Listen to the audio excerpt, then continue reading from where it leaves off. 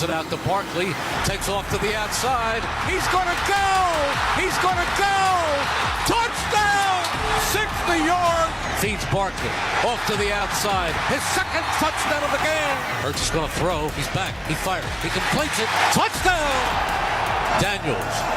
It is Quinyon Mitchell who comes down with the ball. What a team, what a season, but it's not over yet. Final point for this week. As the Eagles get ready to embark for New Orleans, it is worth a moment of reflection on how last season finished. Philly lost 6 of its last 7 games with an offense that completely disappeared and a defense that ranked 30th in scoring that was the worst in the history of the franchise. It couldn't have looked more bleak for the Birds. And then, General Manager Howie Roseman orchestrated what may have been the single greatest offseason in the history of the league. Start with the defense. Roseman brought in Vic Fangio to be the coordinator, someone who had been in charge of a top 3 defense 6 times in his career. And then he completely revamped a secondary that was ranked 31st in the league. He drafted 2 corners in the top 40, Quinyon Mitchell, Cooper DeJean. Roseman also plucked a little-known linebacker named Zach Baun off of the Saints practice squad. If you say you noticed that move when it was made, I don't believe you. But overnight, those additions changed this defense into a force. They finished top 2 in both scoring and total defense for the first time since 1981. In these playoffs alone, they've had 10 takeaways, 3 of them from Baun, 2 of them from Mitchell. Now on offense, of course, Roseman signed Saquon Barkley, giving the 27-year-old running back $26 million guaranteed dollars. And in return, he added 50 explosive plays, the most of any player in the league. Quite literally, everything Roseman has touched this year turned to gold. Barkley, Baun, DeJean, Mitchell, and Fangio are all finalists for 5 different awards, while Barkley and Baun were both named first-team All-Pro. This is just the 3rd time in the Super Bowl era that a team has 2 veteran first-team All-Pro selections who did not play for them the previous season. So draftings, signings, coaching hires. Most general managers would be proud if all those home runs got hit over the course of an entire career.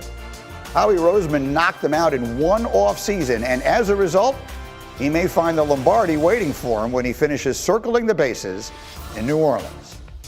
That's what I think of the person who deserves the credit in Philadelphia. Neek, your thoughts? I mean, I think you nailed it. You left Mekhi Becton off. He took a tackle and moved him to guard, which has really made that offensive line and continued to strengthen that offensive line. What they've done there has been incredibly impressive, and we've had over the course of, I guess, like 10 or 15 years, there's normally a time when a team wins a Super Bowl that does not have one of those kind of great, all-time great quarterbacks. And it comes when you have a roster like this, and it seems like they've put together a roster that could potentially, I don't want to say the crazy thing because we know Patrick Mahomes never loses, right. But this talent on this roster, as you pointed out, I think it's unmatched in the NFL right now. Dan, you were making a point about urgency in our meeting this morning, that from a salary cap standpoint, they need to get it done right now. Pretty much. Like when they did Jalen Hurts' contract extension last offseason, they sort of floated a lot of the cash payments into the middle and back end of the contract so that they could, sign A.J. Brown, sign Devontae Smith, keep Jason Kelce one more year that they did last year.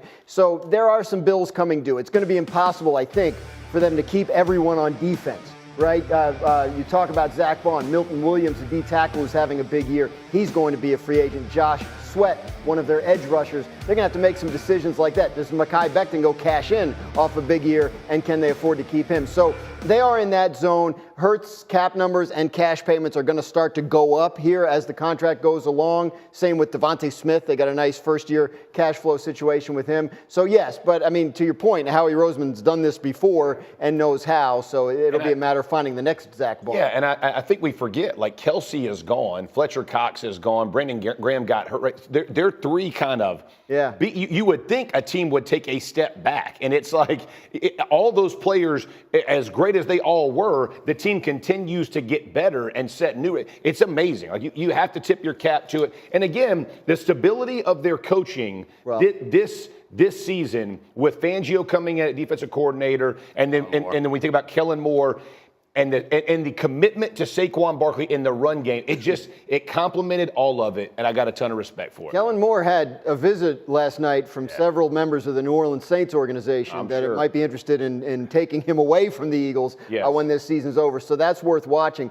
But yeah, I think that's important to say. And I think you talk about those guys, Kelce and Fletcher Cox and then Brandon Graham. That was like a leadership core for them. Absolutely, yeah. So, to the point about Saquon maybe adding to that, like coming in as a new guy and being able to pull that off. Yeah, I mean, look, they're in the Super Bowl. They deserve all the credit. So let me throw a thought at you because, I mean, we view the Chiefs now as sort of this inevitable force for all the right reasons. They just keep winning even through games where it doesn't really seem to make sense that they would. So I understand that. If we were just to take that out of the equation and we were just to line up the names on one side and the names on the other, if I said to you the Eagles are the better team in the Super Bowl, would I be right? I wouldn't say better team. I'd say more talented team. Okay, well that's what I mean. The players, they have more good, better players. It's terrible English, but you know what I mean, than the Chiefs do. Yeah, you go throughout the roster and look and check every grid, left tackle, left guard, center, right guard, and go all the way through. You would say that the Eagles roster is tough to beat in the NFL. Just being honest from all, and I'm not even talking about the accolades, right? Because all that stuff can be what it is. You're talking about players that make plays each and every week. It would be tough to say that they're not. Positional value. Though they have the one position that is more valuable than any other, they are better. The Chiefs, that is, they are better at that position, and that's the quarterback. And it's not just that he's better than just about any quarterback we've ever seen in those most important moments. So I think I agree with Jeff. They're definitely more talented team, but that one position. Well, you guys made a good point when I brought this up this morning in our meeting, and that I said, look, if Jalen Hurts is going to throw the ball like that, whatever it is that happened on Sunday, if Jalen Hurts is suddenly finding A.J. Brown down the field and all the rest of that, and they've got the running game that they have, that feels like a fairly unstoppable force. And you jumped in pretty quickly when pointing out that sometimes the competition has a lot to do with that. Yeah, I think Trent McDuffie is not likely to have as bad a game as Marshawn Lattimore did on Sunday. I think, again, the run defense of the Washington Commanders was a deficiency for them this year, and that showed up, obviously, as it often does when you play Saquon Barkley. But I think the Chiefs will be better up front.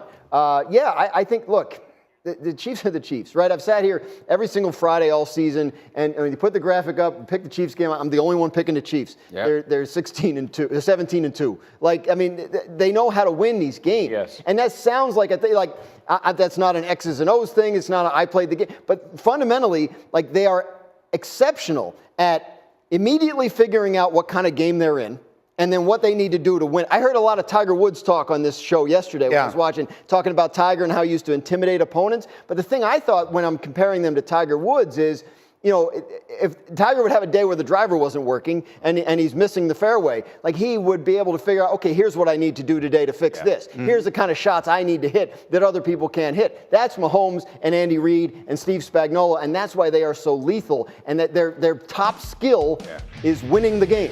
It reminds me a lot of like the Warriors during their run, in that they've been in so many of these moments that they don't need to come to the sideline and have the coach explain to them how to address this problem. It's like they're doing this. This is how this team is trying to beat us.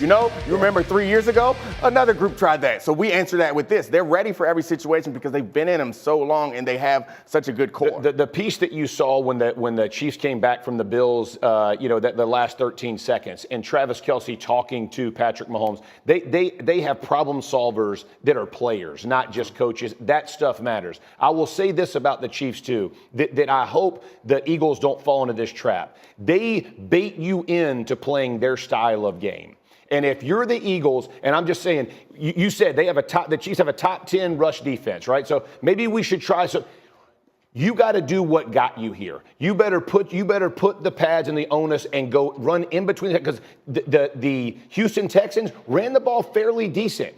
Cooks was running the ball fairly decent against this Chiefs. What happens is teams fall out of what they should be doing, and they fall into the trap of the game that the Chiefs want to play. You have to be well coached. You got to be well versed and confident in your plan. That's how you execute against you. Because if you get caught up like the Ravens did in the AFC Championship game last year, or last week when you have 7 plays and Cook doesn't touch the ball, I got issue with it, man. Not All right, good. we'll take a short time out on that thought. We have much more to do here. How's it going, everybody? Villa Sports Network here. Just want to thank you guys for your support on the channel. Thank you guys for watching the video. Hope you all enjoyed it.